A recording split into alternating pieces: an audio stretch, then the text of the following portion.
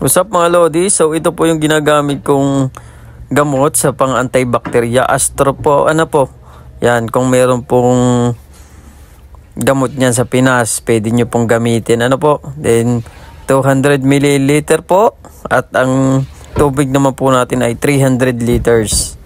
So ito naman pong isa ay Barison. Kung meron po dyang Barison sa Pinas, yan po ang inyong gamitin pang disinfect. Napakagandang gamot po niyan. Pwede sa baboy. Hindi po makakamatay ng ating mga baboy.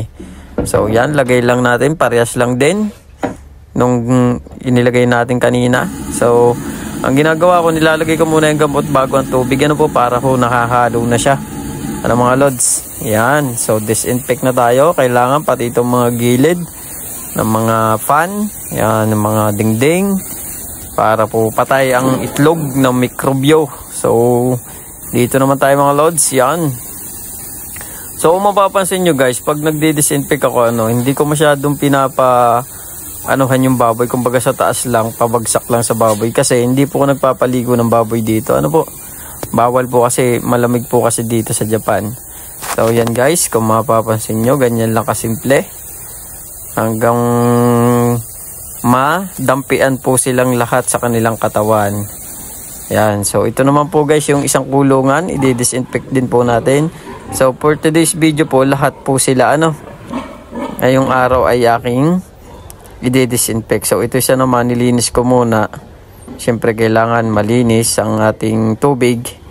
So yan, ganun din po ang gamot na ilalagay ko sa mga hindi pa po nakaka-follow at nakaka-subscribe ng aking YouTube channel at Facebook page. I-subscribe nyo na po at ang aking page sa inyo na rin pong i-follow para po palagi kayong updated sa ating mga videong i-upload.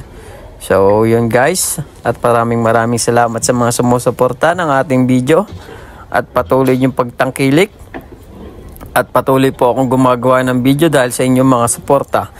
So, paki-follow and like and share na po mga lods. At meron na po tayong 35k followers. So, maraming salamat. Hindi ka po magagawa yun kung wala kayong lahat. At kung hindi po kayo sumusuporta ng ating Facebook page. At mga lods, kung meron din naman po kayong nalalaman about sa pagbababoy, ay inyo pong i-share. At yan na nga, minikos-mikos ko na lods. Yan, natito na akong kinlabasan. Yan, disinfect na tayo. Lods, kung meron po pala kayong ganyan, yung pulo na ng hose, mas maganda may ganyan kayo, para hindi ho nasabit ang inyong mga hose at madali hong pulunin. Kung mapapansin nyo naman, hila lang ako ng hila. Napaka basic. So ganyan lang kasimple po mga lodi. So para makaiwas kayo sa mga anumang virus, so kailangan meron po kayong disinfection. Kahit po yung mga sasakyan na papasok sa inyo, dapat po dinidisinfect din po. Yan, ganyan po. Napakahalaga. Ang tawag po ay biosecurity, So, kailangan po natin yun kasi ang ating mga alagang baboy ay madali din hong tamaan ng mga sakit. Lalo na ngayon lagana pang ASF at kung ano-ano pang nalabas ng mga sakit. So, mga lodi, dito naman tayo sa kabila. Yan. At ganyan lang po kasimple. So, gawin nyo na po yan para po makaiwas kayo sa sakit. So, yun lamang mga lods. At maraming salamat ulit sa inyong lahat.